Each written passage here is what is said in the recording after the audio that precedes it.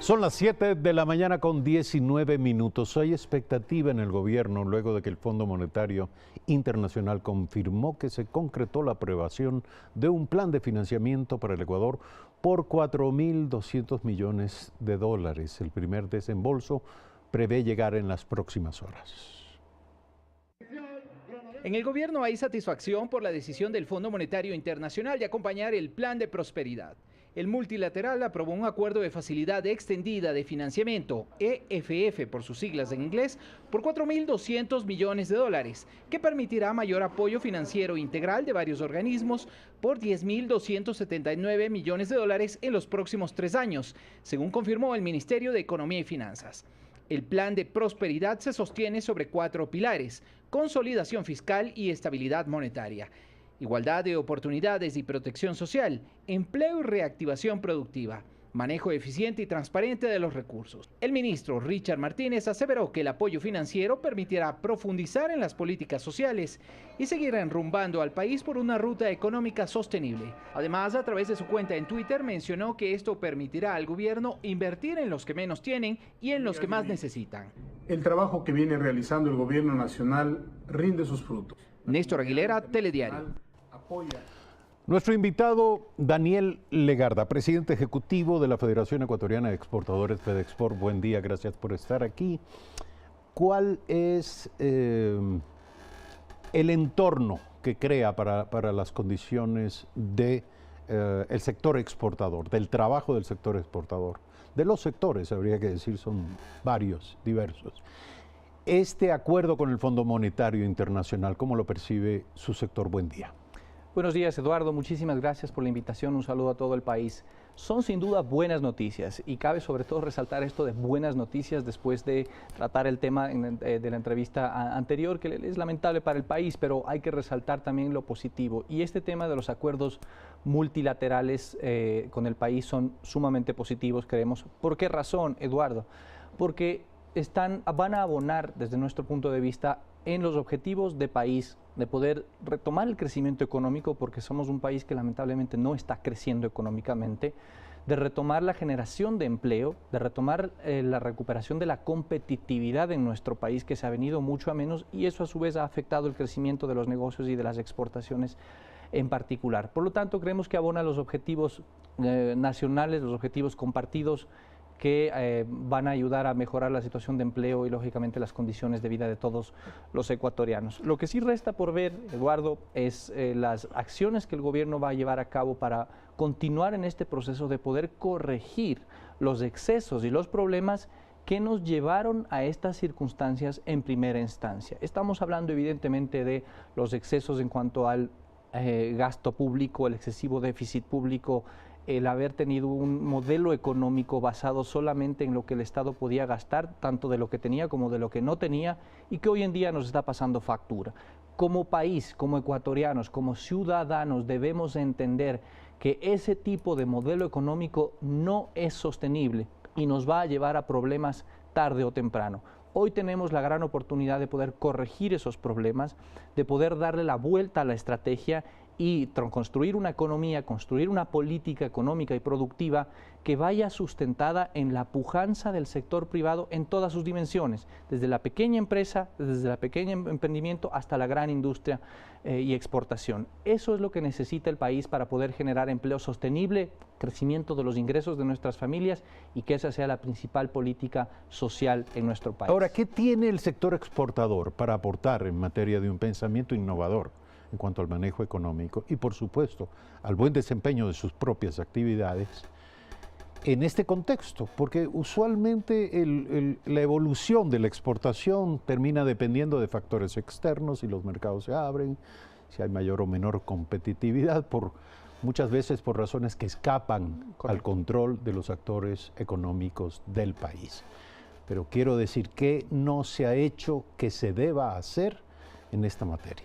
Es muy importante, Eduardo. El Ecuador tiene muchos muchas potencialidades. Tenemos muchos productos estrella que ya están ahí, han estado por mucho tiempo, son por ejemplo nuestros productos tradicionales, el camarón, el banano, el cacao, las flores, el atún, ¿no es cierto?, por mencionar algunos de ellos, y hay otros que están creciendo poco a poco, pero necesitamos que esa tasa de crecimiento o esa aparición de nuevos productos y de nuevos actores productivos sea mucho más agresiva para poder tener una economía que dependa mucho más de las exportaciones no petroleras antes que del petróleo y del gasto público en general. El principal problema que tiene nuestra economía en general y el sector exportador es la competitividad. Y aquí he traído yo un pequeño gráfico, Eduardo, y que muestra básicamente en dónde nos encontramos como país en términos de competitividad. Y estamos solamente por encima de Venezuela, Bolivia y Paraguay. Todos sabemos cómo está el hermano país de Venezuela, lamentablemente, y eso en gran parte es por haber aplicado un modelo insostenible y políticas insostenibles.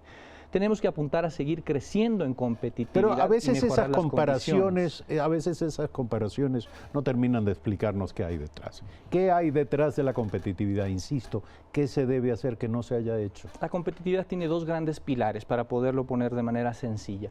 Uno, lo que corresponde al sector privado, lo que el sector privado tiene que hacer, desde el pequeño hasta el grande. Esto es, estar al día en cuanto a tecnología, capacitación para sus empleados, buscar nuevos mercados, el buscar cómo llegar de mejor manera a sus clientes. Todo eso lo hacen una buena cantidad de empresarios en el país, pero siempre hay espacio para mejorar. Nosotros tenemos programas inclusive como gremio que apoyan esas actividades. Y el segundo gran pilar es la política pública, es decir, las decisiones que las toma el gobierno como representante del Estado. Y aquí se debe trabajar muchísimo en mejorar el entorno para poder hacer negocios para todos, para los pequeños, para los grandes, para los exportadores, para los industriales, para los comerciantes, para absolutamente concretamente, todos. ¿Qué medidas Ejemplos demandaría? en cuanto al sector exportador, ¿no es cierto? Tenemos algunos cuellos de botella, algunos están trabajando ya. Ejemplo de lo que se está trabajando es la agenda comercial. Estamos trabajando en acercar las relaciones con Estados Unidos, nuestro principal mercado de exportaciones no petroleras, que es imposible poder estar distanciado de ese país. Es ilógico y hace daño al país estar distanciado y pelearse con el principal socio comercial, evidentemente. ¿No? Eso se está avanzando y es positivo. Igualmente hay interés de ampliar relaciones y poder vincularse a la Alianza del Pacífico, buscar inversión extranjera. Ejemplo de lo que se está haciendo de manera correcta. Otros temas en los que hay que trabajar y que siguen siendo un impedimento es, por ejemplo, la política laboral. Tenemos hoy en día una legislación laboral que está bastante caduca en realidad y que no responde, sobre todo, Eduardo, no responde a las demandas de nuestros ciudadanos, a las demandas de los ecuatorianos que no tienen empleo. 6 de cada 10 ecuatorianos no tienen empleo o no tienen un empleo adecuado. Ellos son los que están demandando las mejores condiciones. Para que esto suceda, en buena medida debe darse también una corrección de ese marco legislativo. ¿Pero en qué medida y en qué dirección? Se lo pregunto porque la gran preocupación era estos aires que soplaban y que hablaban del retorno a la tercerización y a la precarización del empleo, sobre la base de que es mejor tener eso a no tener nada. Pero eso también significa un retroceso desde el punto de vista de los derechos. Lo primero que se debe mantener es evidentemente los derechos y no se puede retroceder, y estamos de acuerdo y el sector privado abona en eso.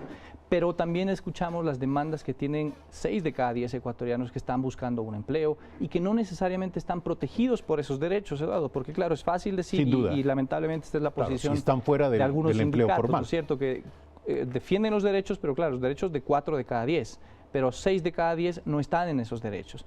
Y básicamente lo que está pasando es que las empresas, sobre todo las pequeñas y medianas, que son las que más tienen que crecer, no lo piensan 1 o 2 veces el crecer su operación, el contratar más gente, lo piensan 6, 7, 8, 9 veces, porque es muy difícil enrolar nuevo personal en las empresas, es muy difícil poder adaptar esa fuerza laboral, darle mayor dinamismo, inclusive para poder cambiar, por ejemplo, operarios que estén en una jornada están en una determinada área de la empresa, pero por una, digamos, readecuación, un aumento de líneas de producción, etcétera, ese operario va a pasar a una nueva planta. Eso es muy complicado. Sin duda, hay que invertir en conocimiento, en capacitación, entonces, etcétera. ahí hay, por ejemplo, de forma muy sencilla, ¿no? Hay temas mucho más profundos, ya que los abogados conocen en este ámbito, pero hay que reformar el tema laboral necesario para generar, por un lado, generar más empleo y dos, más competitividad. El sector exportador estaría, pues, en la línea de este diálogo propuesto para encontrar nuevas formas de,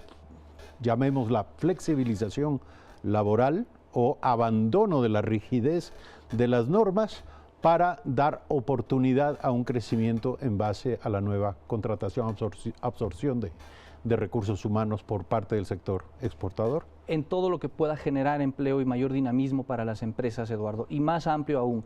El sector exportador y el sector productivo en particular va a estar siempre de acuerdo en buscar la agenda que tenga crecimiento para el país, que tenga generación de empleo y que busque acabar con la pobreza o reducir la pobreza a su máxima expresión.